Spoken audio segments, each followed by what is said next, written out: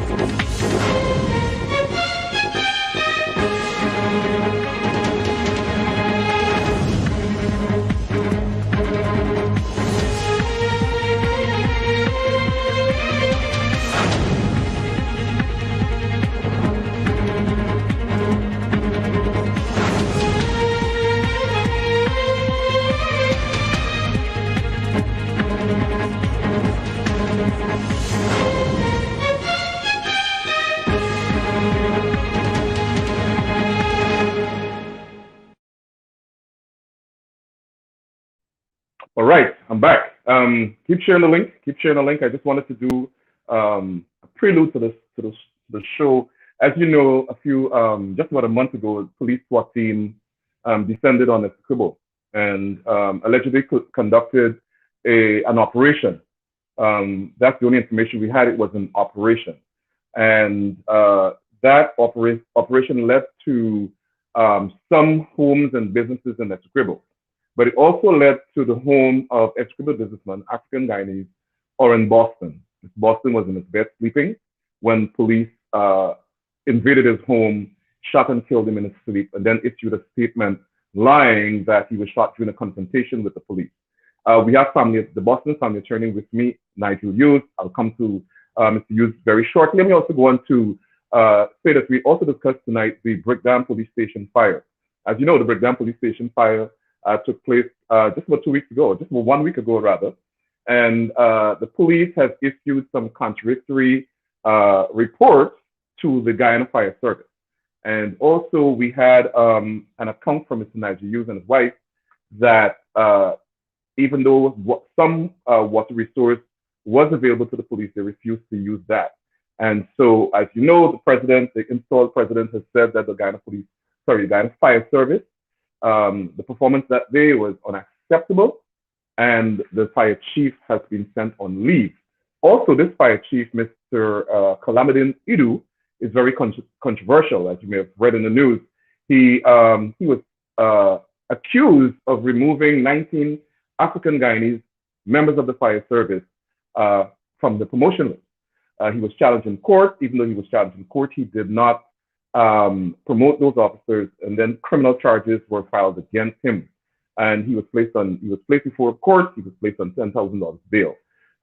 So keep sharing this link. When I get back, my guest will join me, Mr. Attorney at Law Nigel Hughes, and we'll discuss the Brickdam fire and the gruesome murder of unjust murder. Notice I'm saying murder, not shooting. It was a murder of businessman, Essequibo businessman, Orin Boston. Share the link, keep sharing this link, and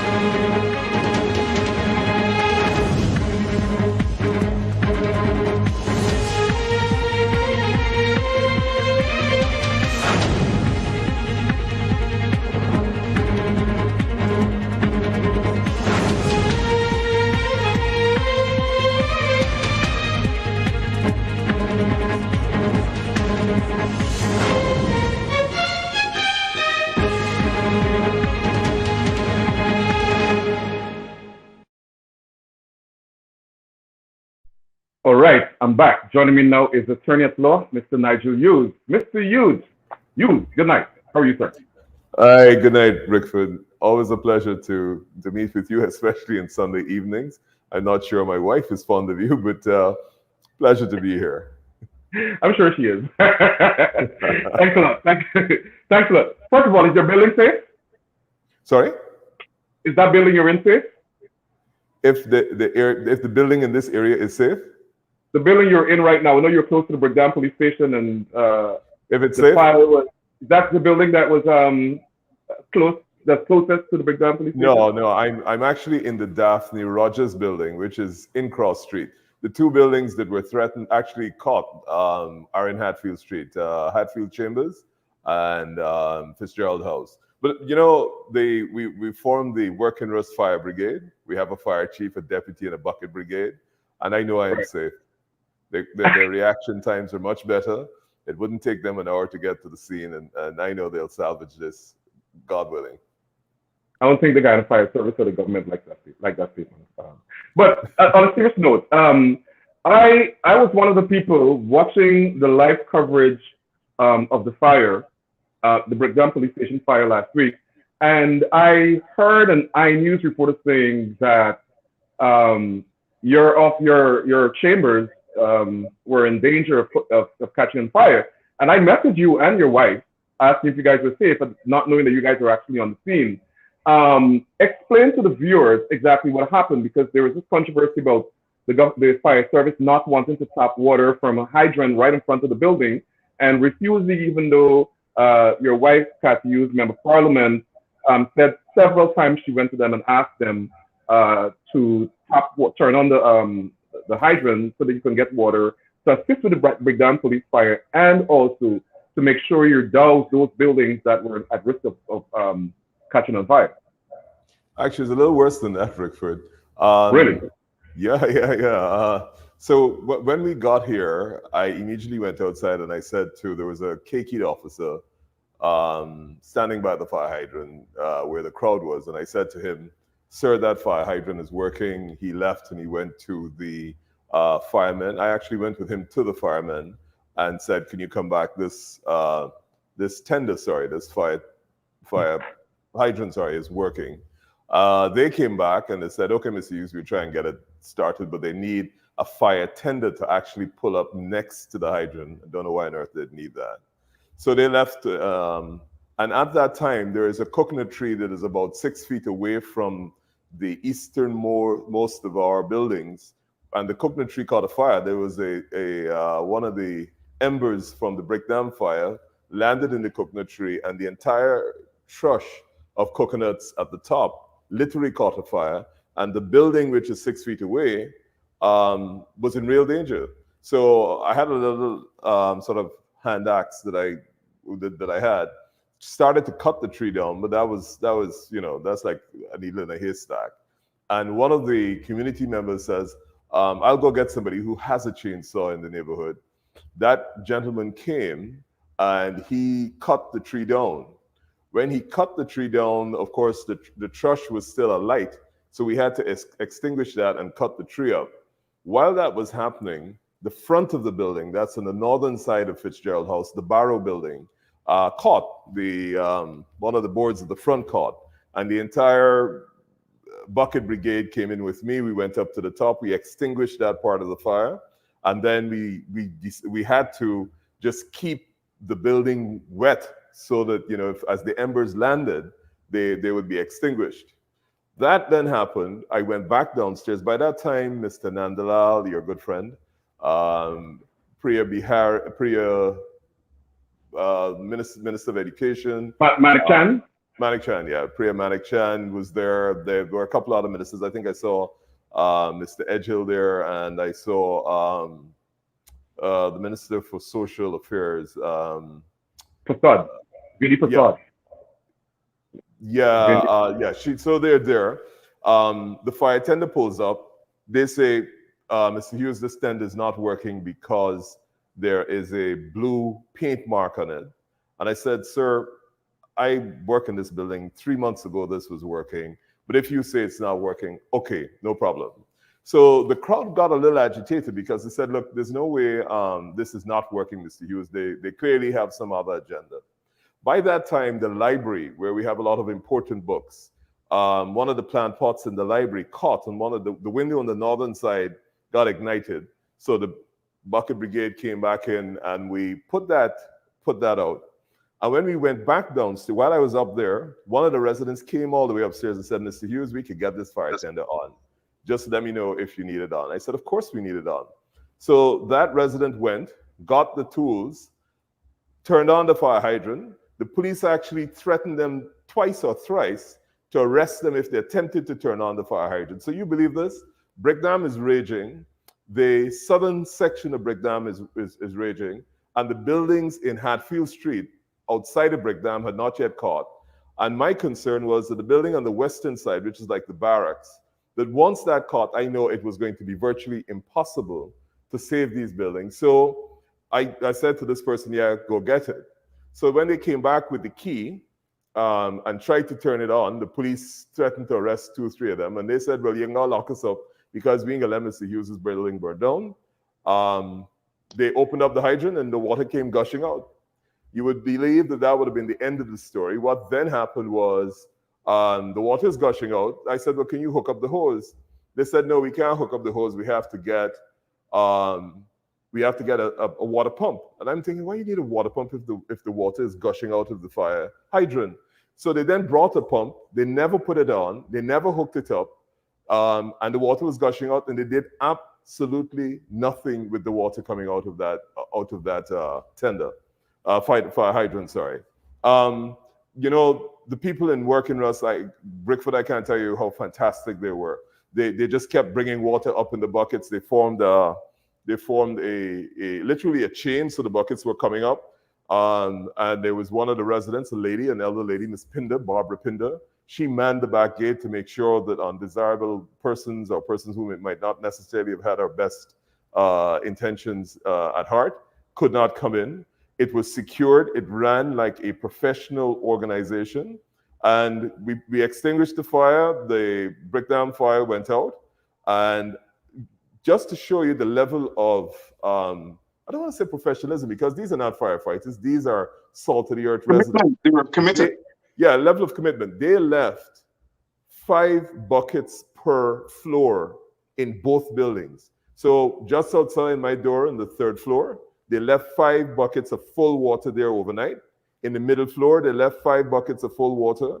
And the ground floor, and on the building to the east, the Barrow building or Fitzgerald building, they did exactly the same.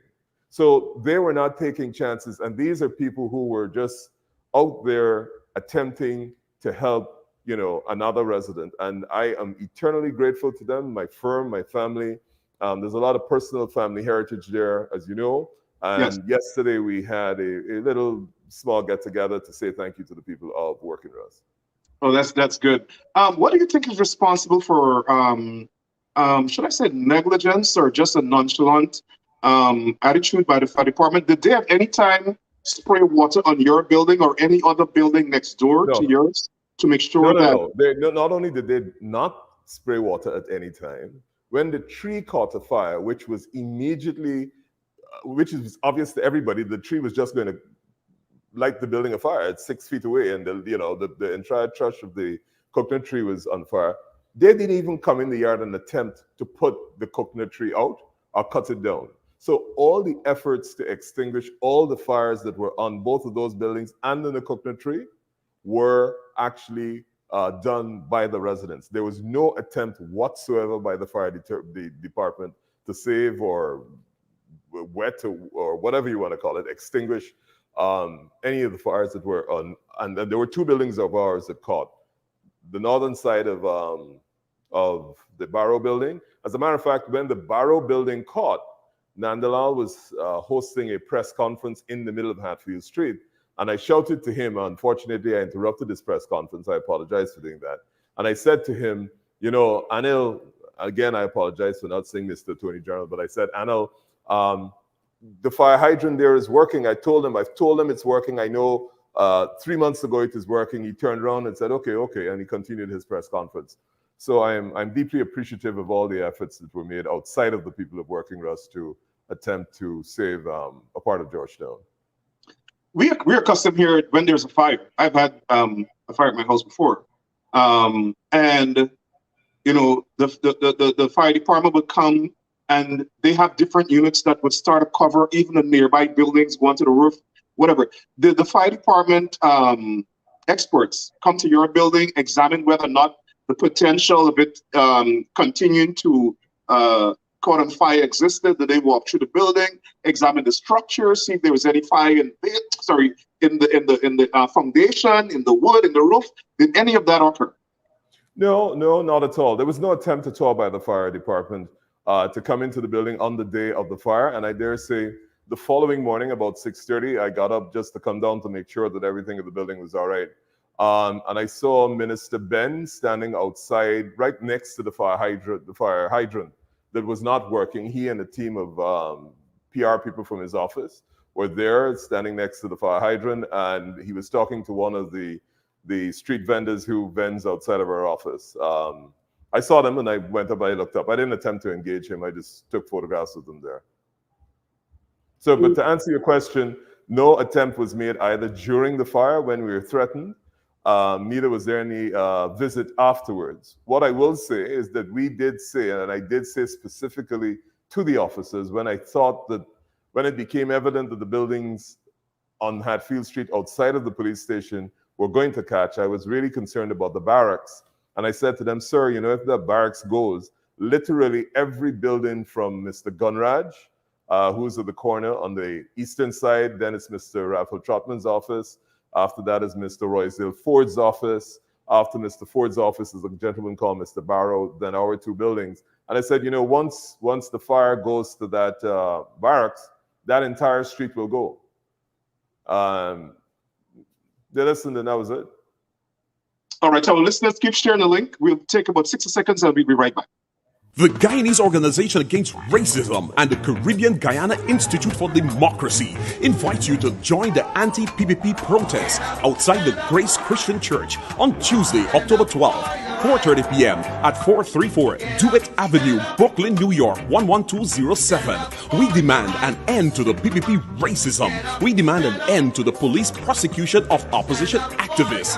Join the call this Tuesday, October 12th, 4:30 p.m. outside the Grace Christian Church, 434 Dewitt Avenue, Brooklyn, New York 11207. Spread the word. Bring your flag as we stand united against the PPP racism.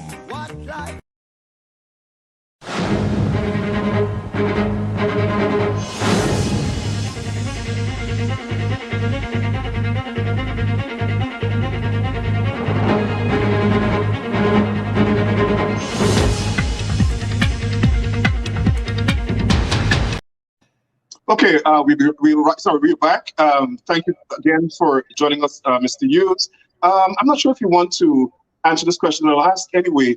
I read in the paper that we all knew about the famous wire and the spuds, which are just the lighter, by this, which this prisoner allegedly used to burn the Brickdam police station down. That's the accusation by the police. But then we saw that the fire marshal, I'm not sure if that's the name we call him fire marshal here, the fire prevention officer.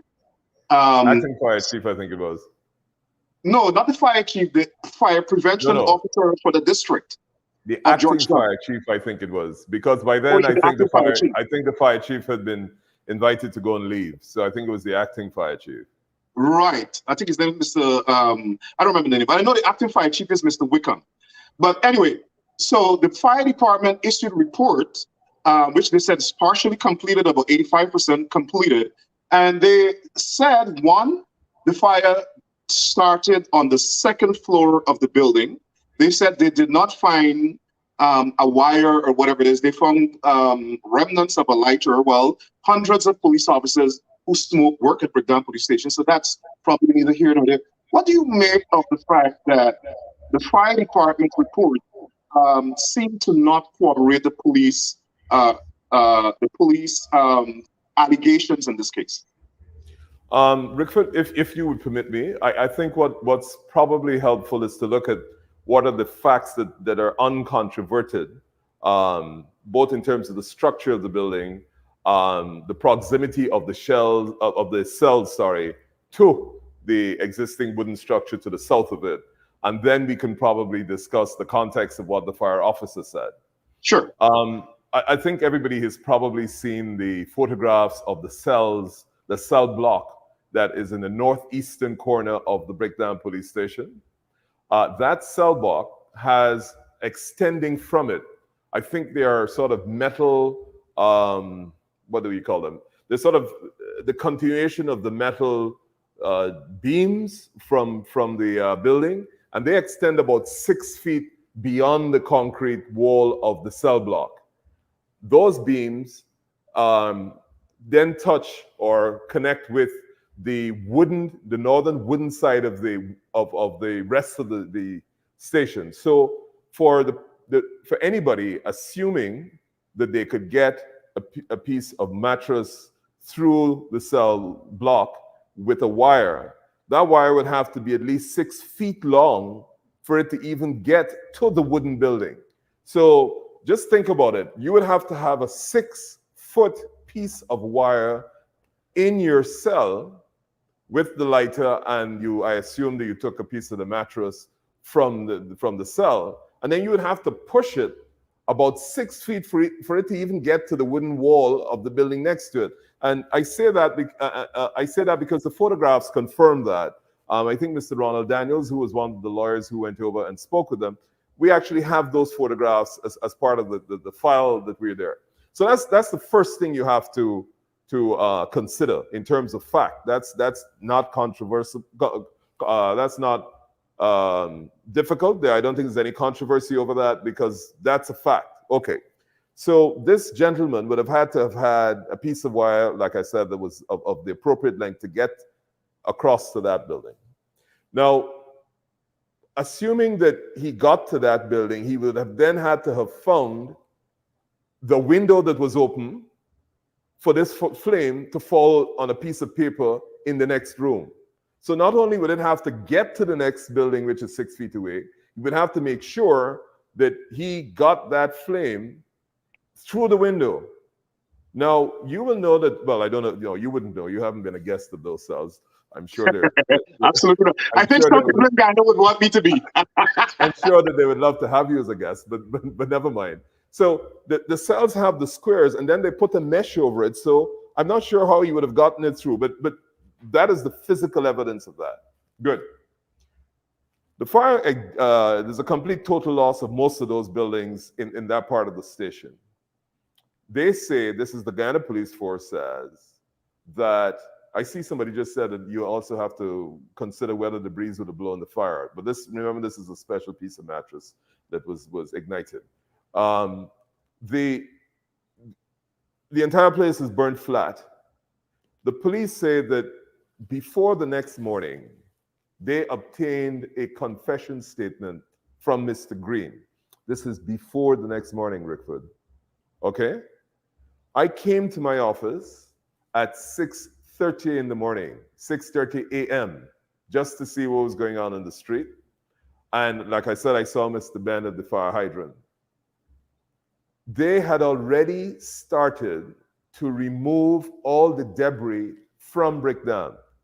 So Yes. here's the thing with confession statements that I think most law enforcement agencies globally do. If you get a confession, you have to make sure that you have the forensic evidence to back it up. Because the easiest thing for somebody who says, I burnt the building down to do is after having confessed, if you don't do the forensic work, They say this they were lawyer reversed. is going to cross-examine you and say, well, look, how it's not forensically possible if the forensics show that the fire started on the western side or whatever else there. It's too easy to contradict a caution statement. That's why you need the forensic evidence, either to corroborate what the person said, or alternatively, to put, it will raise doubts about whether the person made a genuine confession. And so you don't want to lock up some crank who is trying to get publicity and claiming that they have done it. But even the young man that they said confessed is now saying that he did not confess. No, but hold on. We haven't reached there. We at 6:30 Oh, the sorry, next go ahead. morning. 6:30 the next morning, they remove all the debris, which means they remove all the evidence. So if there were 6 pails of gasoline sitting down underneath the fraud department, which were lit, all of those were collected and removed before 6:30 the next morning, or certainly by midday the next day, Sunday. So all the evidence which could either corroborate or contradict what Mr. Green said, completely removed. So here we have the second most important police station in the country, completely destroyed. You have an alleged confession, and you, the Guyana Police Force, rely on that confession and decide that the crime scene is no longer a crime scene, and you decide you're going to clear it, completely clear it, of any evidence that might assist you. The fire department comes sometime, I assume, during the course of Sunday. And you would have thought that if this gentleman who confessed to the police hours before, he would have said at least to the fire department, look, I already tell the police, I have burnt this building down. That would be a minimum. The fire department, and I saw the statement issued by the police officer, he said none of them, i.e. not Mr. Green or any of the persons who were in the police detention center at that time, said anything about anybody lighting a fire. Mr. Green didn't say that he lit it. Mr. Green didn't even say, I told the police I had done it. So we now have the very unfortunate position as a country where all the evidence from the scene of the crime was removed less than 24 hours, as a matter of fact, less than 18 hours after the fire. So you have no forensics. You then have the fire department, who are the people who really should say to you whether this fire had an electrical origin, whether this fire was arson. They come to the scene after the debris is removed, I assume, unless they were working through the night. And I know that when I left there at about 8 o'clock, all they were trying to do is put the fire out. Exactly. And they come and say, One, it was arson. Now, if it was arson, then it means they've identified the source. Because the only way you can say it is arson is that there was some unauthorized or intentional attempt to torch the building. And Right. if you say it is arson, then you must at least have a source for where the fire started. That escaped me in the press release. If they say fraud department and that's where it started, how did it start? Did it start by the mattress? Did it start by somebody who left a couple of pails of gasoline? Did it start by some other means? So unfortunately, again, as a nation, we continue to embarrass ourselves, because what happens now is anybody looking on at this, you don't have to be a fire expert.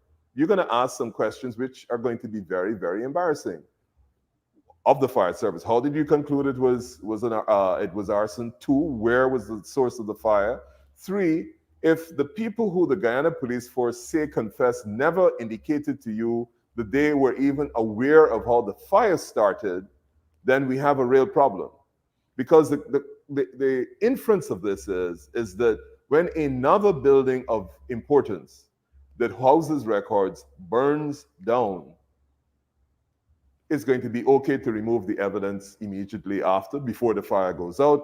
It is okay if somebody comes forward and says it's them, and we will have no scientific evidence to identify the source of the fire. And in the particular situation in which the country is in now, as you're well aware, all sorts of stories emanate. Right, and that's a good segue, because just allow me to finish this. 2 lawyers. So the family then contacted our firm. 2 of our lawyers, Mr. Daniels and Ms. Jefford, went down and interviewed Mr. Green. And Mr. Green maintained that he had nothing. He never confessed. He said what happened to him when the police investigated him, etc. And completely denied giving the police a statement. The police said they had a video recorded interview. It doesn't appear that they shared this video recording with the Guyana Fire Service, because I would have thought that if the Guyana Fire Service was conducting an investigation, the police would say, look, here's the video of Mr. Green confessing. So even if he says to you he didn't confess, here's the video. We don't have any indication from the statement from the Guyana Fire Service that they were even presented with this video recorded confession. So you have an investigation conducted and concluded by the fire service, which contradicts what the police say. And the most basic piece of evidence, which would have been the video recorded confession, alleged confession, wasn't even provided to them, or does not appear to have been provided to them. So you see where we are. Right. And to our listeners, keep sharing the link. This is an important conversation. It's very instructive. It's a very instructive conversation. Now, you mentioned all these theories started floating around. But before I ask you that, what is your assessment outside of their negligence with dealing with the tapping water from that hydrant that was in front of your building? What is your overall assessment of the performance of the fire service? I just saw fire officers just casually running up, pulling out a hose. The hose got water spraying all over. So the hose can't work. It can't. What is your general assessment of as a resident of Georgetown of the performance of the Guyana Fire Service? Rickford, I will start with a disclaimer. I am not unbiased because I was there. I was my property and my family's property was threatened by the fire, and we had firsthand experience of saying to them, here are some measures you can take, i.e. open the hydrant and douse these buildings with water so that you can prevent them from being lost. And they refused. They actually refused to do that. And after the residents opened it, of course, they refused. Having said all of that, what appeared to be happening or not happening on Saturday was there was an absence of any plan about how to tackle this building. As you know, or perhaps you don't, immediately outside of the southwestern fence of the Brickdam police station is a petrol station. It is owned by a gentleman called Mr. Farley, and there are tanks in that petrol station. Now, that building has not operated maybe for 6-7 months, but we don't know whether at the time it ceased operations, there was any water, not water, whether there's any diesel or gasoline in those tanks. So I was extremely concerned, as were several other residents in the area, and not me alone, that if there was anything left in that tank, what were the actions that the Guyana Fire Service would have taken to protect it? And one of the things that astonished me about this was there wasn't even an attempt to move the crowd back to High Street or away, because if Farley's tanks had fuel in them and they exploded, obviously all of our buildings would have gone. But more than that, there were people standing up in the crowd at the corner of Cross and Hatfield Street who would have been affected by any such explosion. So even from a sort of standard operating procedure for the purposes of protecting the crowd and preventing any injury, that was lacking. But to come back to what you did mention, the hoses had holes in them. They were spraying all over the place. I know several people took photographs and published it on the internet. It really was embarrassing, and they didn't seem to have a comprehensive plan. Exactly. Residents said, look, the barracks are going to go. If the barracks go, there's a problem. They didn't react to that. One of the trees in the St. Stanislaus compound actually caught a fire. It was a resident who had to point them out. When the coconut tree at the back of our yard caught a fire, they didn't even react to that. So it like I said, I'm affected, so I may not be the most objective. What stood out to me that day, there was a comment on one of the media houses that had it going live, had a live streaming of the fire. Somebody said, this is a Mickey Mouse operation. The Guyana Fire Service is mounting a Mickey Mouse operation. And that stood out with me. And then when I saw, or finally the next day, basically abusing all the fire department, he was actually establishing that it was a Mickey Mouse operation. Because I can't see, as you said, there was no comprehensive plan. There was no coordination. It was just everybody running, pulling a hose, trying to get the fire. The fire tenders weren't strategically located. They took a long time for some of the tenders to get it. I have never seen such a calamity. I think just as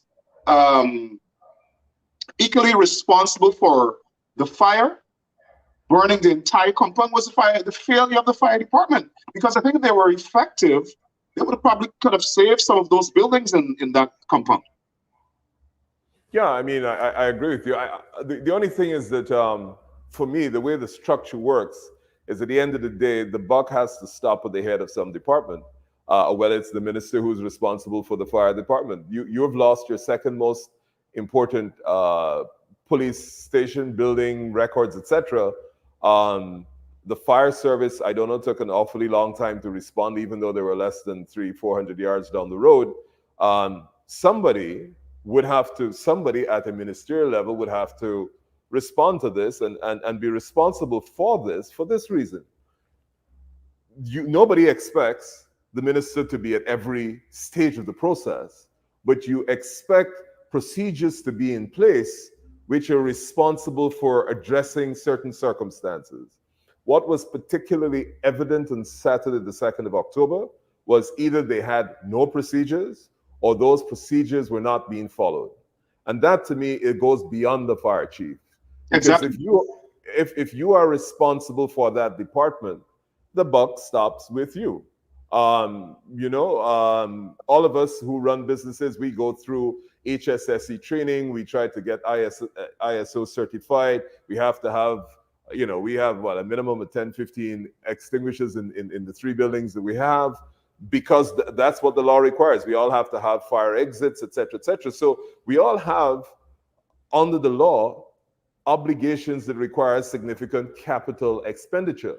So for the fire department, which is responsible for protecting our lives and our property from fire, if you don't turn up in 15 minutes and you're 400 yards away, because Rickford, even if you had a physical impairment and you were walking with a stick from where the fire service is to Brickdam police station, you will get there in under 15 minutes. Okay? The guys pulling the cool down carts every morning, they pull them from Stabrook, pull them from, through the area behind me here to Stabrook, take less than 15 minutes to pull it there. A fire tender with whatever, 8 or 10 wheels couldn't get there in what, an hour or 45 minutes? So to me, it's not, we look at this perhaps a little too lightly because, of course, it is so ridiculous, the manner in which it happened. But the real issue is here for every property owner, whether you are a PNC, PPP, WPA, AFC, or if you are just a citizen. The real challenge all of us have is, God forbid, if your building or a building close to yours catches a fire and you are close to a fire service, you are going to lose it.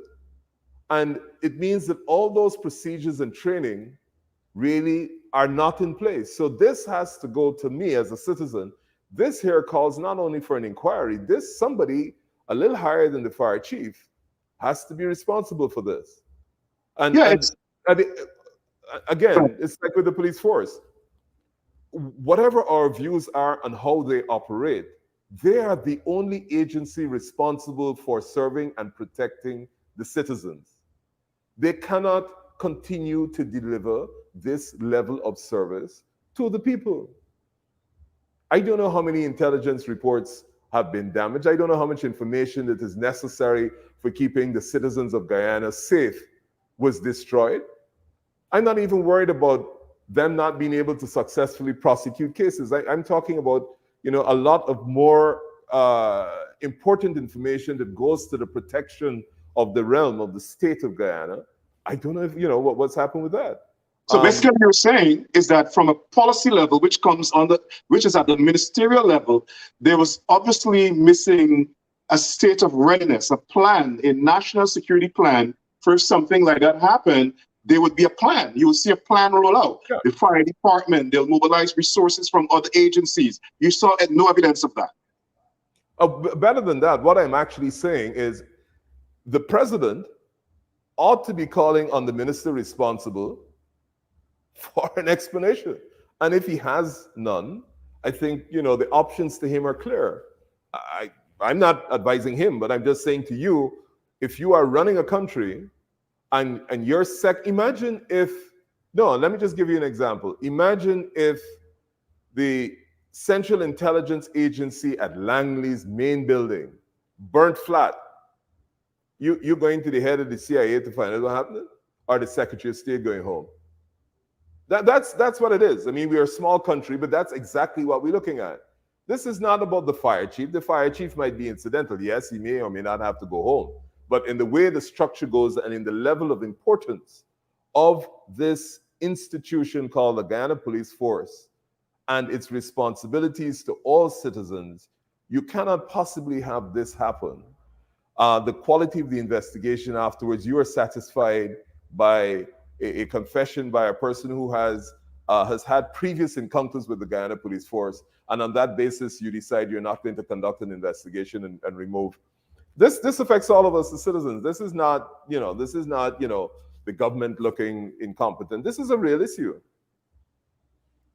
And then you had the issue of the government blaming people in New York. I have never seen such nonsense in my life, where they said a Black Lives Matter activist who was at the anti-racism rally in New York, who was explaining to the people how the protests last year, the George Floyd protests, erupted, and the role he played. And he was saying some of the chants that they were saying, and he was telling the crowd how the Black Lives Matter protests evolved in Minnesota and around the country. And because he did that, the government, the president said it, Bar Jackdale said it, other people are saying it, they have their sycophants all over the place, labeling this guy a terrorist. And now we have the government of Guyana at war with Black Lives Matter. What do you make of the government trying to distract from their abject failure to protect the Brickdam police station and preventing that fire from destroying the complete compound as it did. What do you make of their distraction by burning people in New York? Rickford, you're a lawyer, right? You know that first sentence won't get past any judge. That is such a loaded question with assumptions that you're asking me to accept as a basis before I respond. I would fire a first-year law student if they attempt. Let me start. That had so many presumptions and assumptions that I mean, my junior lawyers would fire me if I adopted that. So let me leave that as it is. If you're asking me and I forgive me, I don't mean to be impertinent, but if you are asking me whether the suggestion that there was foreign involvement of a political nature, in the fire, for me, what I would hope would happen in a situation like this is that before anybody makes any comment, they would complete their investigation, have their scientific reports, their forensic reports completed, and also included in that report would be intelligence reports, which would indicate whether or not they have evidence of some sort of foreign involvement. And there's a standard procedure for that. If you believe that the author of this event is located somewhere, you then engage the agency, the law enforcement agency, and then you say, look, we believe you have a person of interest. This is the evidence we have. We would like it done. It doesn't get done overnight in a day. I mean, there are enough cases where governments have said that various other governments are harboring people who are responsible, but it doesn't happen in less than 24 hours. And what that does is it destroys any credibility, if there was any in the first place, in relation to the allegation. So if I just jump up, and I was the head of Brickdam police station, I said, oh, it must be Rickford Burke, because I don't like Rickford Burke. Then, unfortunately, that's exactly what happened. That's exactly what happened. Yeah, but my point is, the Guyana police force itself undermined that stupid allegation by the government, because the president said that at 9 o'clock, and by 11 o'clock, the police force issued a statement saying this guy confessed to the thing. Yeah, and it's really sad that as a country we reached a stage where we seem to have abandoned anything looking like rational conduct. So anybody says anything, like you said, at 9 o'clock in the morning, the president says foreign elements involved, and then at 11, the police say they have a confession. But the fact that they have a confession doesn't mean the agent was not working. The person who confessed wasn't working in your behalf or whoever else. But the point is, we have to demand a higher level of not even investigation, just basic intelligence, because this defies anything looking like logic. And if you're saying to me as a citizen at 9:30 in the morning, you have evidence of foreign involvement in this, and you've already removed the debris from the scene, I begin to question you about whether or not you are assuming that I am suboptimal intelligence, because this to me, humble old me, doesn't make sense. Well, if I might editorialize, and since they're attacking us in the diaspora, I think what it is the most pressure against the government is coming from the diaspora right now, and they just saw that as a means. They came with it as a political strategy to try to intimidate the diaspora, to try to intimidate us and silence us. Hey, listen, you guys said something about burning something, and so now Brickdam police station has burned down, and so we're going to ask the FBI to investigate you guys. I don't even think the FBI would accept a letter like that. But that's the government of Guyana, and that's what passes in Guyana for responsible government. And so you don't have to respond to that. I'm just saying what my views on this are. I wasn't planning to. That's another local question. All I would say again is that irrespective of whether we support, oppose, or are neutral in relation to the government, there's some basic logical things that have to happen, or explanations that make sense. Right. I don't think we necessarily saw that we saw that. Unfortunately, we didn't, and we continue. This is not the only incident in which Guyanese are asked to adopt, to accept some I don't know. The world is still flat. I can't remember who was the person that said that. So maybe it still is. Somebody's just messaging me and say the word that sticks out in this investigation is Mickey Mouse operation. All right. Thanks a lot for that. For the discussion. Rickford, I do want to, if you will permit me, Sure. I do want to make this point.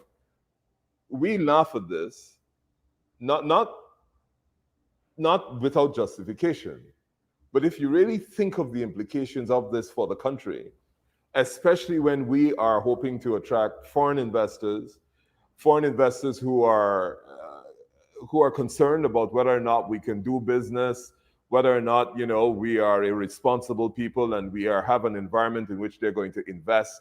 We have citizens in the country who are going to be affected by fires going forward. If this is the best we can do, we are in real trouble. And I understand that, yes, it's a Mickey Mouse operation, but I think that we are in really desperate straits here. And maybe every time we poke fun at it, it lets the people who are responsible off the hook, because really this is serious stuff. All right, we'll take a break and we'll be right back.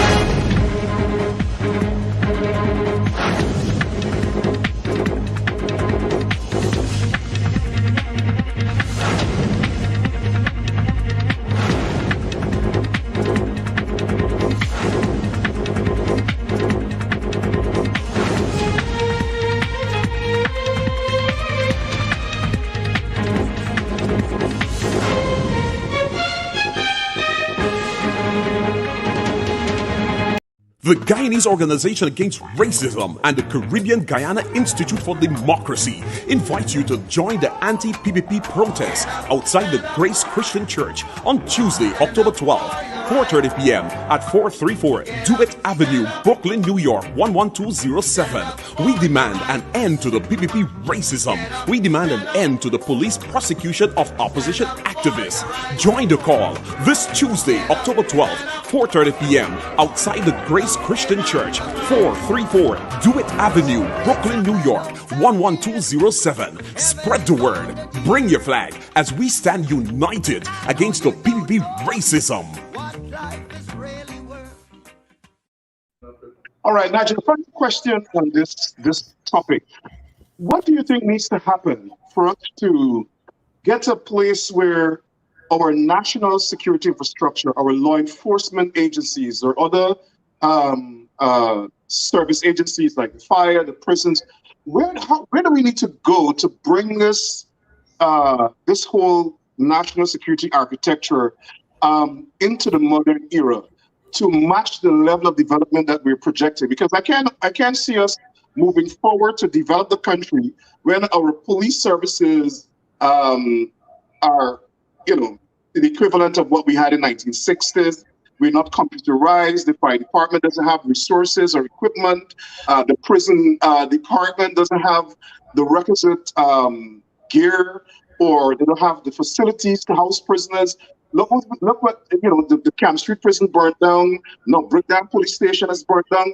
What needs to happen for us to have an acceptable level of a national security infrastructure? Well, a couple of things. I don't think the fire on, I'm just making this point, the fire with Brickdam was a lack of equipment, because, the fire tenders did turn up. I think it might have been a lack of the appropriate capacity, human resource capacity to deal with it. Yeah, but the more important question, which is the one you asked, is how do you get the infrastructure of the state into a modern era? And apart from that, you see the equipment and the operations, that's down the line. That's stuff that you don't need to reinvent the wheel.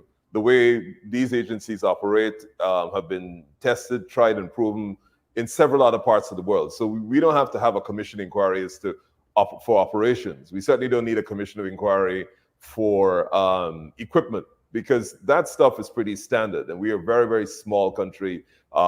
Certainly most of us live on the coast. So the question in terms of operations, I don't think is particularly difficult. I think the question then, the real issue is the structure, the legislative structure, where you position the fire service, their role of responsibility in a divided society, because at the end of the day, that is an important aspect of Guyana that perhaps doesn't apply in several other countries. We live in a divided society. And what happens is whoever is in power is in absolute power, and therefore the heads of these agencies will do the bidding for those who are in power. It doesn't matter who's in power. That is the history of it. So what we have to devise is a structure that demands that these people are responsible to a little bit more than the government of the day, whether it's a parliamentary committee that is either evenly split between opposition parties and the government, or they are sectorial committees that they are responsible to, that have the power to sanction and in effect affect their operations.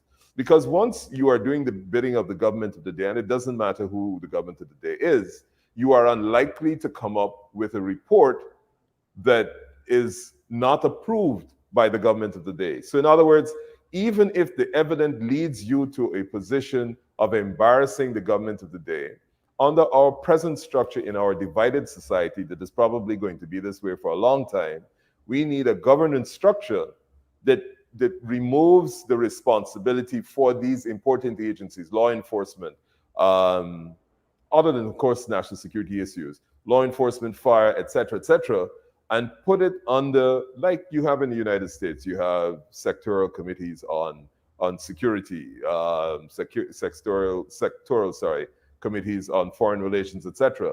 And you put it under that committee so that they are responsible at the end of the day, and they know that they have to bring reports that are not comfortable for those who are in power, but are accurate and science-based.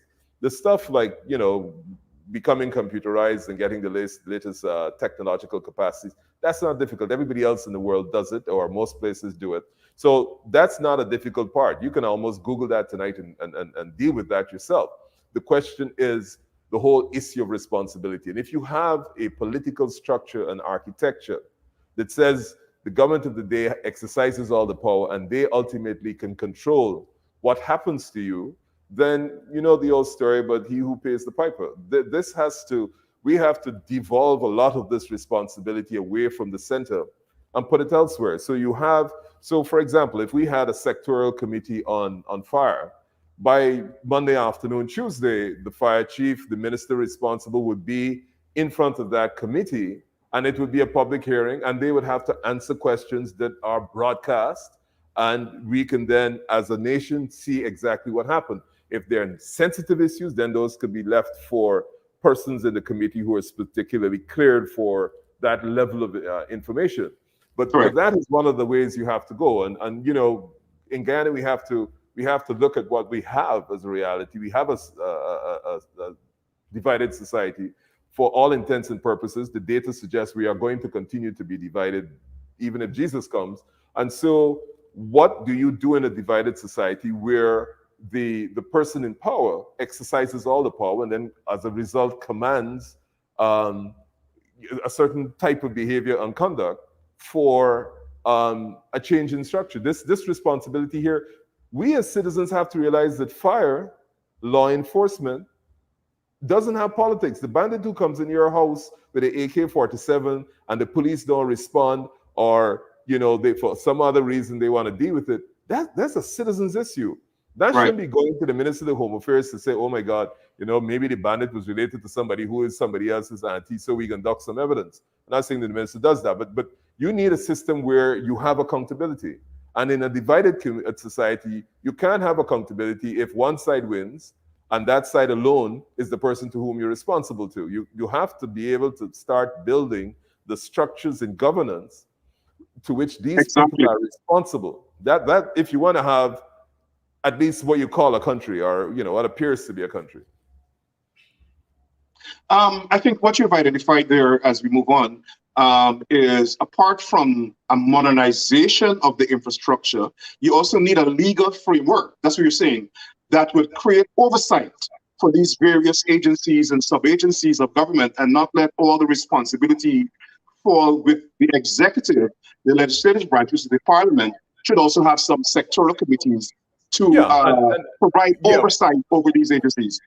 Yeah, but here's the problem. They're going to say you have oversight because, you can ask your questions in Parliament. But then Parliament meets, once every 4 months or something like that. The sectoral committees literally reflect the divide in the country. So the whole basis of this is that, you have to give them real power. Power of subpoena, power of sanction, not just the power to call and ask for an explanation. They have to have real power. And that power has to be removed or devolved from the minister to that committee. So that, the fire chief and, more importantly, the minister responsible for that department has to go before the nation, fully televised, question on these basic things. And then we, the citizens, at least know what happens. And the fire chief is not going to sit down and play politics, because he is on the line to the committee, not to the politician. Right. All right, thanks a lot for that, for your insight with regard to the Brickdam fire. I want to move on now to the issue of Mr. Boston. On the 15th of September, Mr. Boston was shot and killed by the police. You have been retained by the family to represent their interests. Could you give us a very clear account of what happened from the time the police entered Mr. Boston's property to when they left? Sure. And I give you this information based on what Mr. Boston's wife said to me in relation to what happened in the bedroom, and what his children said to us in relation to how they came into the house. Absolutely, go ahead. Right, so the first thing that happened was officers from this squad, who were dressed in some sort of dark-colored uniform, and they had on the masks we wear for COVID, entered the building of Mr. Orin Boston through the sliding doors. They didn't have to break those doors down, because on the Essequibo coast, people tend to sleep with their property unlocked because it's just the safest part of the country. So they literally slid the sliding door back, and they encountered his daughter, I think 6 or 7 years old, who is in the front bedroom. They removed her from the premises to put her outside and say, "We're looking for your father." They then literally walked maybe 15 feet to the door where Mr. Boston was lying in his bed without clothes with his wife. That door itself was not locked. They kicked that door open. I think it's important that perhaps I share how the bed is located in relation to the door. The door opens inwards into the bedroom, and it's hinged on the right side of the door frame. Immediately behind the door, on the right side of the room, when you enter it, is the bed. So the door doesn't even swing back. It stops on the bed. The bed, it can't go past the bed. So these men pushed this door open. 3 of them entered. So Mr. Boston would have been lying with his head right against that wall behind the door. His wife is next to him. And they fire. They open, he gets shot in that position. And as you know, when you get shot, you either defecate yourself or you urine. So what happened in Mr. Boston's case is he urinated. His wife felt the urine come all the way along her thigh, and he got shot in his bed. The bullet entered his left side, went past all his vital organs, damaged all of them as it traveled, and lodged over on the right side of his body. His wife, who is lying petrified, it's important that we know also that what he was shot with was not a handgun. He was shot with an AR-15. I just invite people to Google what an AR-15 is capable of doing, rather than me trying to explain how lethal this weapon is and how it operates. His wife, who is lying next to him, feels the urine. Of course, after he's shot, he makes that sound, is now petrified, and her instinct says, "Can I leave?" And she looks at the men, and they look at her, and they say, "Yes, yes." And she goes outside. They then lift the body of Mr. Boston out of the room. There's some cursing going on between them. And they place him on the concrete outside of his house. And his wife is there and the child, and they've gone over in the same yard to Boston's father's house. The officers then continue a search of his house. And at some stage, he is removed from the concrete that they placed him on, put into the back of a police pickup. He's taken to the Surrey, I don't know if it's the Surrey police, the Surrey hospital, or whichever main hospital they have in the Essequibo coast, and he's pronounced dead on arrival. That is what happened to Mr. Boston. I think within 15, 20 minutes of that, or whenever the police issued their statement, they said there was a confrontation. A couple of things that are perhaps important. The bedsheet has blood. The mattress that he was lying on under the bedsheet has blood. The mattress had his urine, the bedsheet had his urine, and the pillow has blood. This is a man lying in his bed unclad. So the suggestion that he could even reach for some sort of weapon that might be in his trousers or behind the pillow, or under the pillow, it just doesn't happen. By mid-morning, the people in the neighborhood, not mid-morning, early in the morning, are so incensed at this execution that they start a protest, which I think we all read and saw pictures of. The police, I think the commander at some stage comes. This group is supposed to have been a special weapons and tactical group. Mr. Boston was not on the list of persons that they had intended to target, because they were going to Essequibo to arrest two persons who were suspected of murder, who were in Lima Sands. Lima Sands is at least, 15, 20 miles away from Dartmouth, where Mr. Boston was. And the way the SWAT team operates is when they're going on an operation, they go during the night, and they tend to leave the location before it gets bright, because that's one of the key elements of surprise in SWAT, and that's how they operate in Guyana. So they were planning to go to Lima Sands, pick up these two people, I assume. Along the way, and this is where it gets interesting, they go into the homes of some people, kick down their doors, rough them up, behave in a manner that is not in keeping with any of their procedures. And those people suffer property damage. And Mr. Boston was one of those persons, mysteriously not on the list. We don't know how they got there. We can speculate as to how they got there. And one of the things that I think that we should all be concerned about is this.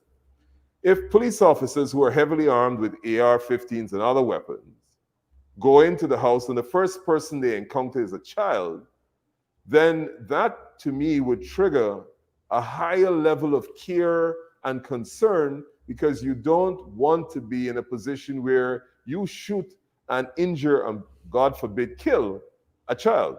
They didn't even ask her, do you have brothers and sisters? Now, if the police were acting on intelligence, which is what they love to say, it's such a commodity, I wish they had it in abundance.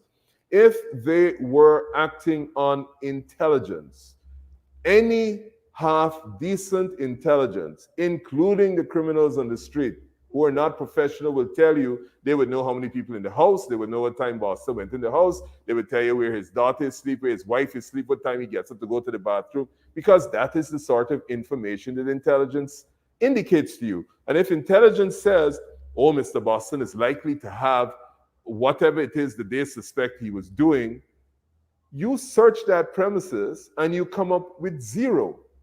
So there clearly was a manifest failure, complete failure on the intelligence front.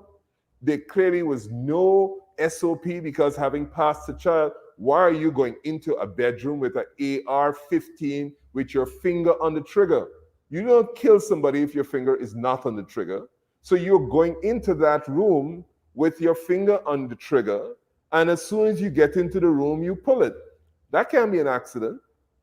Let me ask you, You mentioned there are several questions I have, but the first thing I want to ask, and based on the investigation or your own legal strategy, you may not want to answer it, but were you told about the conversation between those police officers that occurred at the time they entered, during the shooting, and after the shooting?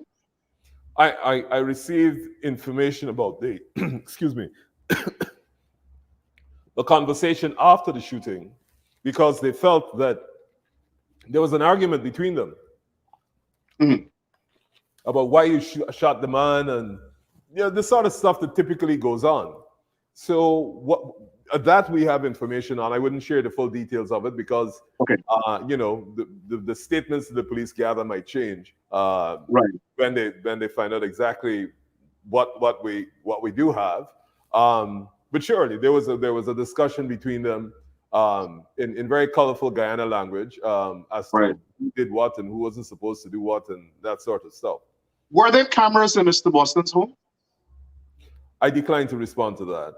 Okay, I understand. Now, let me say this. This is just an announcement I'm making. Has nothing to do with what you're going to say. We in CGIE have been given the name of the officer allegedly who shot Mr. Boston, or who allegedly is under close arrest for that shooting. We're waiting for it to be cleared by our lawyers before we release it, and we will release it very shortly. Let me say this. Now, do you know the length of time between when Mr. Boston was shot, when the search continued, while they placed him on that concrete? But let me rephrase that. You said that he was shot, removed from his bed, placed on the concrete, and then they continued to ransack his home. And subsequent to that, they took him to this hospital. Do you know the time period between all that? Okay, so what happened is this: there was a large number of men. One set moved him, put him in the slab, went back inside, did the search, which came up blank, and then another set moved him away. Our information is that it took at least 10 to 50 minutes before he was removed from the location. So the police statement that he was immediately taken for medical attention is not true? Depends on how the police classify immediately. Okay. The police also said that, and you mentioned that, the police said there was a struggle. From the time they entered the home, there was a struggle. And you're saying that is not true either? I can say without fear of contradiction, I've been told by all the witnesses, or I should say the team of lawyers working on this, all of us have been told without contradiction that there was nothing close to a struggle. Mr. Boston was shot lying in his bed when he had no clothes on. All the independent evidence supports that. The blood on the sheet, the blood on the pillow, the urine on the mattress, the urine on the sheet. The fact that his wife felt the urine on her thighs, she was lying next to him. I can only act in what the witnesses say. That's what's there. So are you saying that Mr. Boston's daughter, his 6-year-old daughter, was endangered as well? No, the way the house is structured, they move the sliding doors. This is Dart ones. I mean, Georgetown used to be like this one. It's not locked. So they literally slide the sliding door open. She either hears that or hears them outside, comes out. They see her and they physically remove her from the house and put her outside saying, "It's your father you're looking for." Just think of the trauma for that. And then she hears a gunshot. This is frightening on several levels. You said that his name was not on the initial list of people they were interested in and they went to Essequibo to find. There were reports that Essequiboans or other Essequibo business persons may have complained to this SWAT team that Mr. Boston, because of his businesses, that disrupting their business. Do you have any information about that?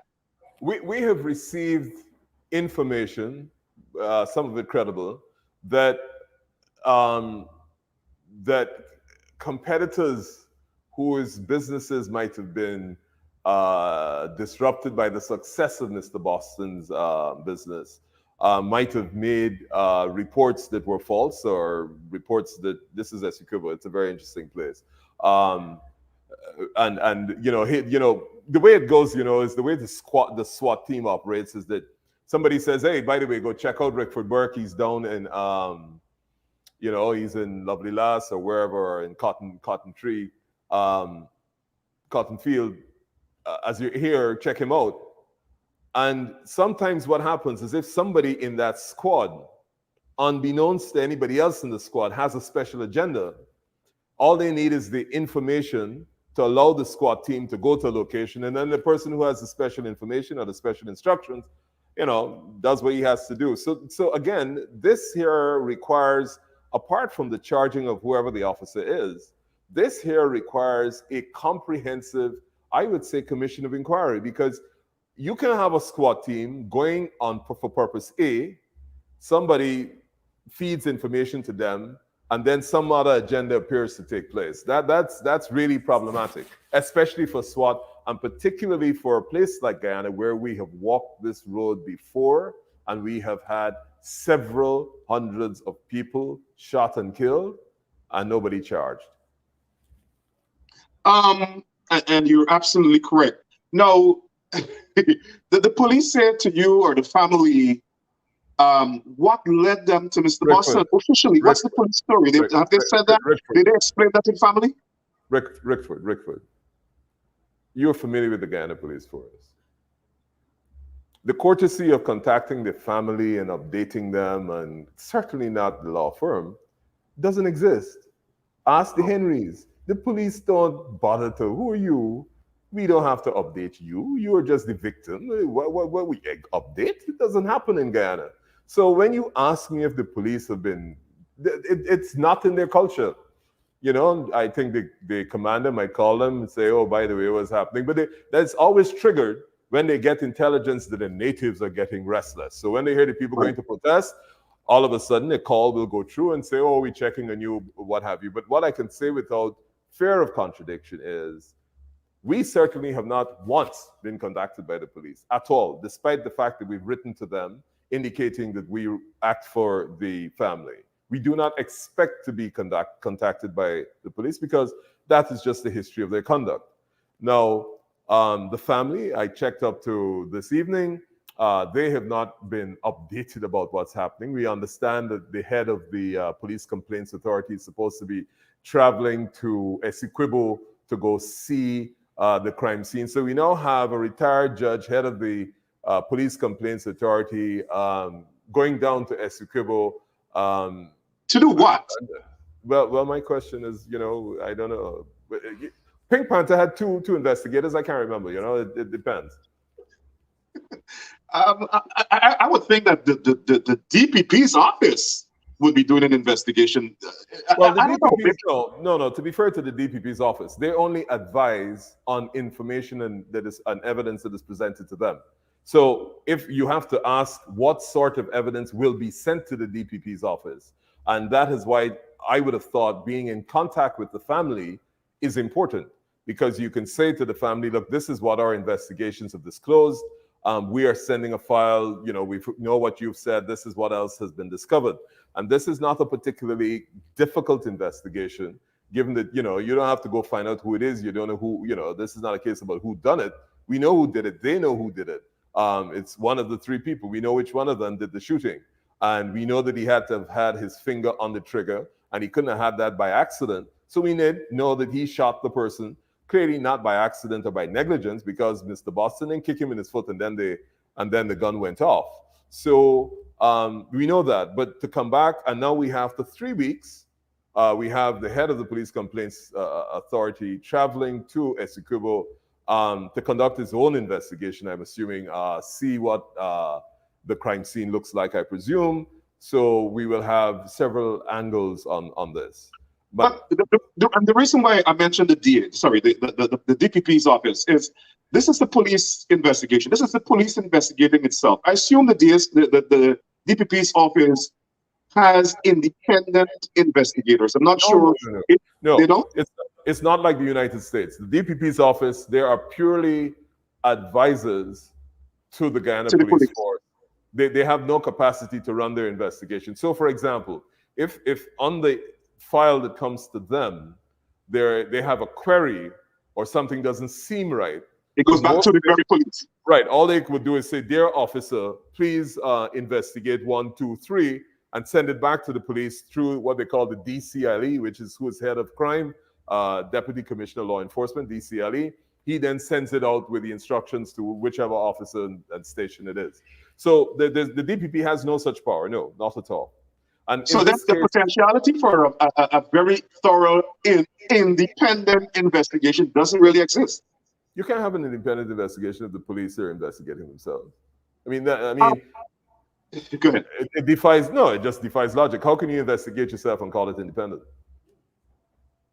Rich, it's funny that the president made a point, and the vice president installed, that they want to invite the FBI and foreign law enforcement to help with this Brickdam fire, but they're not asking for that help with regard to the Henry family nor the Boston killing. As you don't have to respond to that. I just wanted to point it out to the viewers. Now, you mentioned several material falsehoods in the police statement. Another one to me, which is material, is the police statement said Mr. Boston was shot in his arm. I'm not sure how somebody dies from a gunshot in the arm unless they bled to death. And you're saying that's not true. You just said he was shot in his side and went straight through.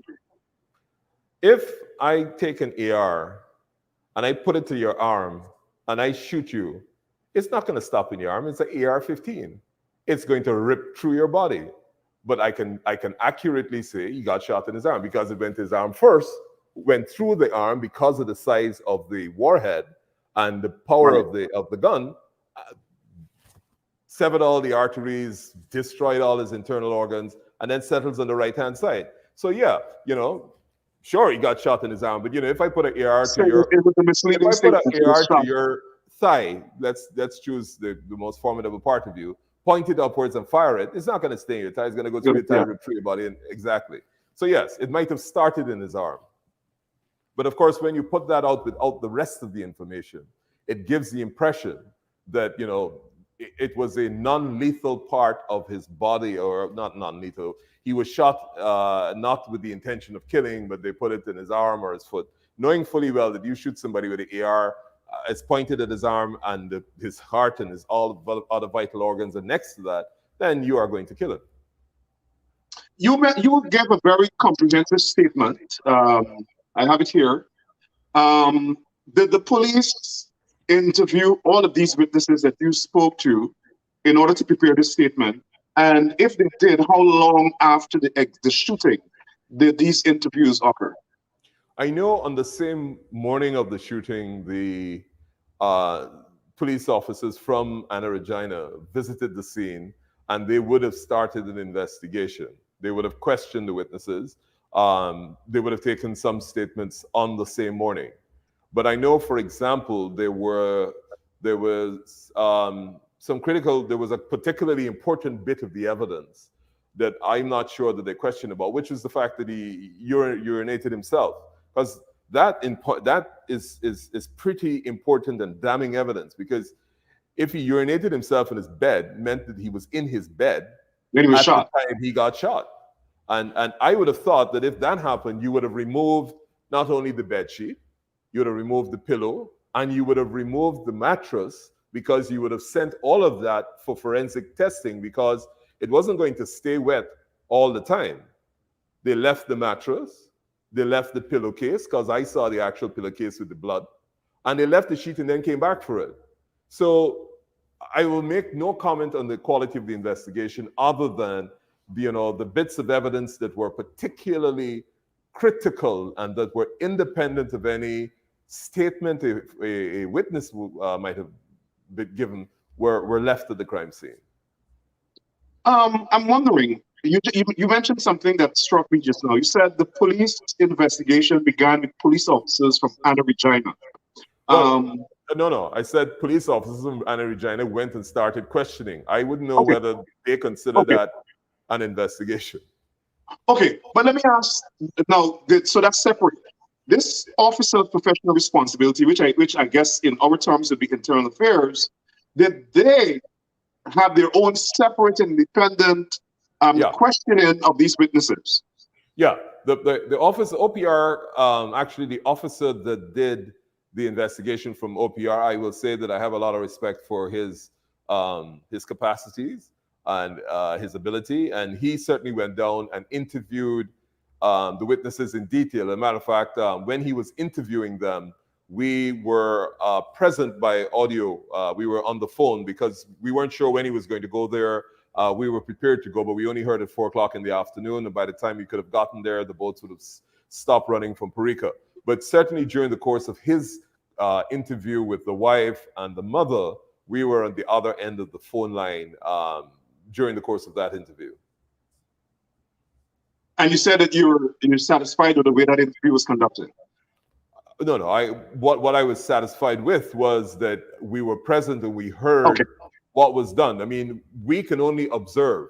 We cannot direct the police how to conduct an investigation because we cannot interfere with their investigation, but we are entitled to be present if they are interviewing our clients. And that's all we can do during the course of that interview.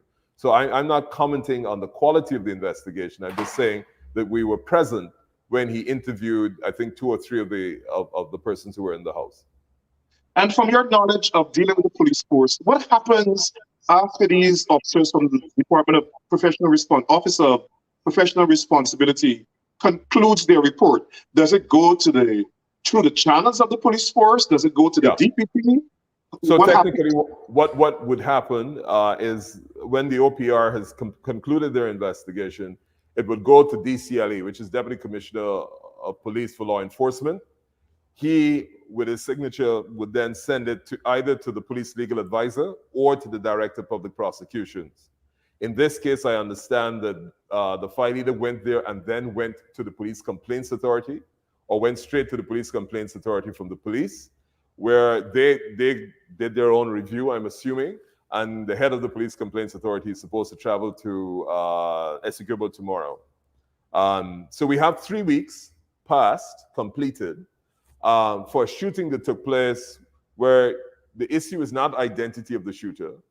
The circumstances are not problematic. Man got shot lying in his bed, and we still don't have any charge instituted and no report or update from the Guyana Police Force other than telling us where it is in the chain of their various agencies that the file goes to. You know, and that's the issue.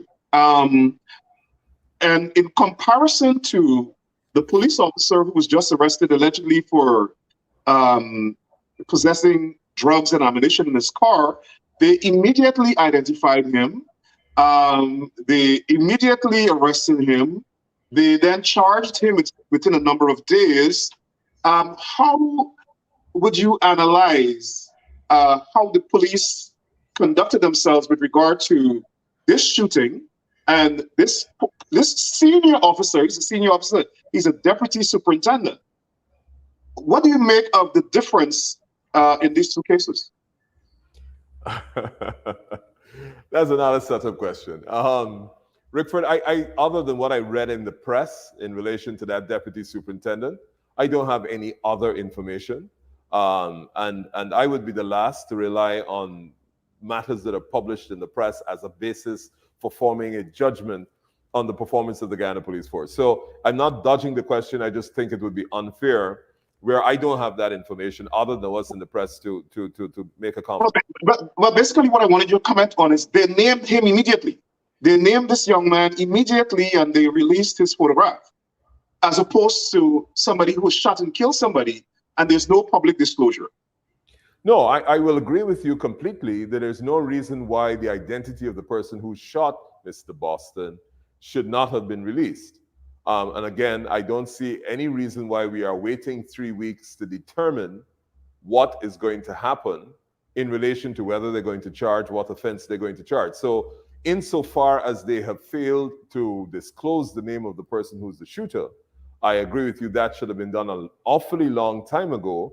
And every single hour that passes when they don't do it raises suspicions about their intentions and whether or not, when we do get the name, whether it will be the correct name of the officer who actually did the shooting. So, and they have invited that on themselves by not releasing the name. And you live in a country where people are suspicious about the Guyana Police Force. So if you take 3 weeks and then you say, oh, by the way, John Brown was the shooter, and you know, people start to say, well, John Brown wasn't there, he wasn't somewhere else, and you begin to create a basis for a defense for John Brown, rather than disclose the information immediately. So in comparison with the two cases, I don't want to comment on the speed and alacrity in which they acted for the deputy superintendent, but what I will say that there is no reason why this name could not have been released. It's only if this was some sort of national security situation, this was a confrontation with Venezuela, you don't want to disclose the identity of one of your agents, etc., unless this is a straightforward case. There's no reason for his name not being released. Thanks. Let's take a quick break and we'll come back with our final segment.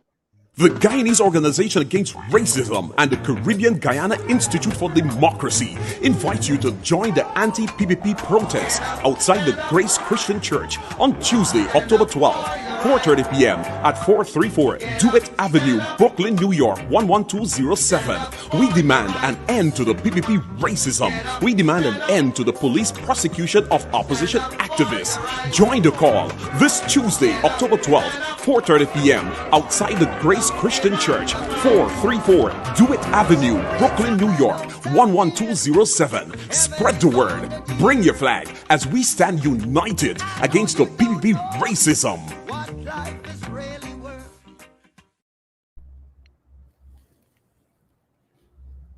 Okay, keep sharing the link. Keep sharing this link. We're coming on to the final segment of this program. Share the link. This is important information. We'll be right back. The Guyanese Organization Against Racism and the Caribbean Guyana Institute for Democracy invite you to join the anti-PPP protest outside the Grace Christian Church on Tuesday, October 12th, 4:30 p.m. at 434 Dewitt Avenue, Brooklyn, New York, 11207. We demand an end to the PPP racism. We demand an end to the police prosecution of opposition activists.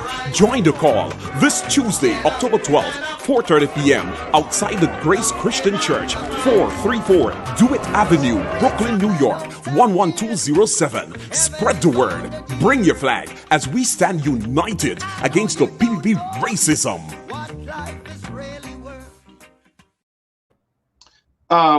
Welcome back, Nigel. I read a press. I'm not sure if it's a post or a press, a news article, but I think somewhere it's in between that, where a representative of the Boston family said they feel duped by the police.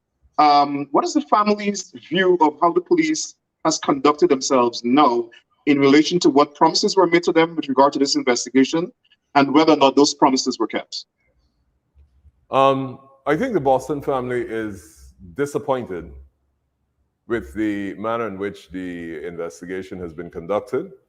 I think they're disappointed with the lack of communication, and they feel that they are contacted when there is a fear that there may be a return to protests by the residents in the neighborhood. So I think that would appear to be, that would probably be a fair statement to make. You had in your statement listed a number of basic investigative things that should have been done that weren't done, including dusting of the hands of these police officers. You named a number of things you needed done in order to ensure that the requisite evidence was collected or obtained by the Office of Professional Responsibility, including the collection of those items you mentioned earlier. Are you aware of whether or not any of these things were done? I would only invite your attention and the attention of your listeners to letters that were written to the editor by no less a person than a former deputy commissioner of police, who said that the SWAT teams had no SOPs, none. And what he did say is that the SOPs were SOPs for the use of weapons by the Guyana Police Force.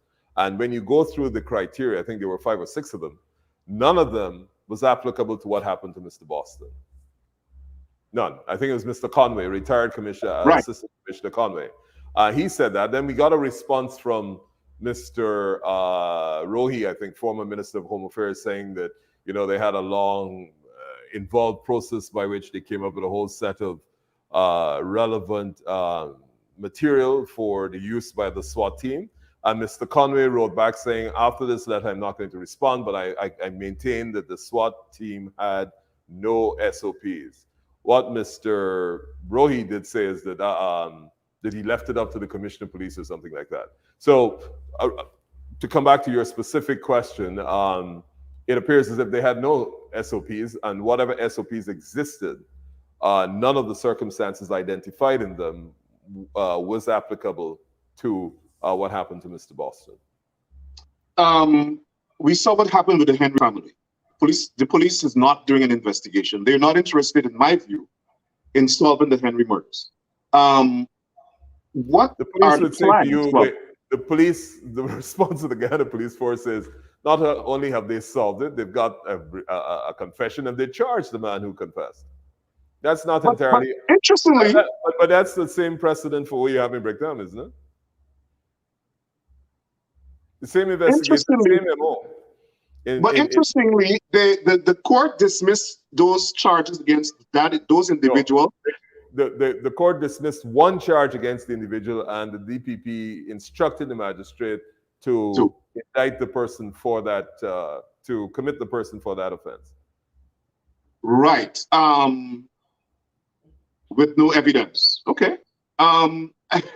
That's their story. That's their story. I guess they're sticking to it. I'm happy that you could take it that lightly. The fact that the court finds that there's no evidence, but there's a power in the DPP to go ahead and say commit when the court has found there's no evidence is a piece of our legislation, I think, that needs revisiting. Well, to me, the DPP is acting politically in coercion with the political directorate. But what is the expectation of the Boston family here if the police does not release a report, just allows this matter to die, like the Shaka Blair killing and so many other young black men that were murdered by the police and their squads? What could be done? Okay, so unlike a lot of those cases you've just referred to, in this case, we can institute private criminal charges for murder because we have the eyewitness. We will ask the police to release officially the information they have in their possession about the identity of the person who did the shooting, because that will be a critical part of the case. So we have the eyewitness, we have the circumstances, we have the death certificate, we have the post-mortem report. Those, in our view, would be enough to allow us to commence private criminal charges for murder.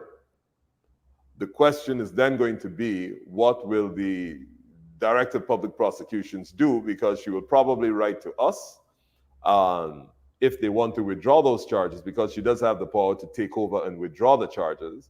She will first have to write to us to ask us what evidence we have in our possession. We will provide her with that evidence, i.e. all the statements we have, the photographs, et cetera, and the other information that we have. We will say that the police have the information on the identity of the person.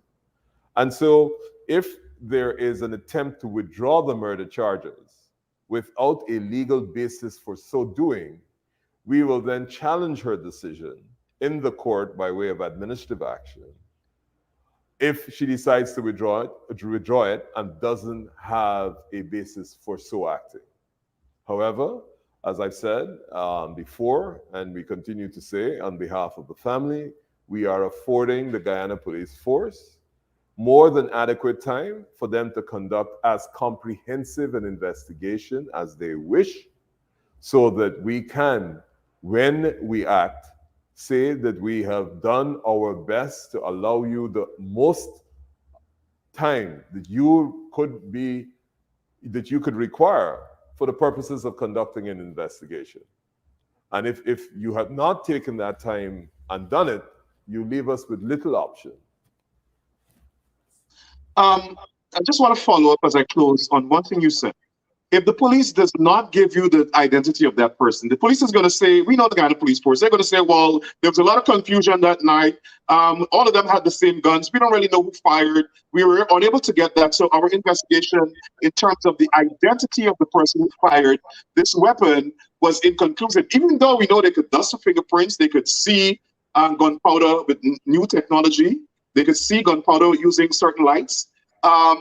if they said that, what else could be done? No, we would then have to utilize all the powers that exist, all the laws that exist that allow us to direct the Guyana Police Force to release that information. And at that point, the Guyana Police Force is clearly going to be involved in, I would say, conduct not only that is unbecoming, that's bordering on criminal Perverted conduct. the course of justice. Yeah, that's bordering on criminal conduct. If they start to prevaricate and duck evidence in terms of the identity of one of their own, that's a real problem. Because if we reach that stage, the country will have to decide, where it goes from there. But we would certainly use all our lawful means to make sure that we get that evidence. Thanks. As we come to the end of the program, any closing thoughts?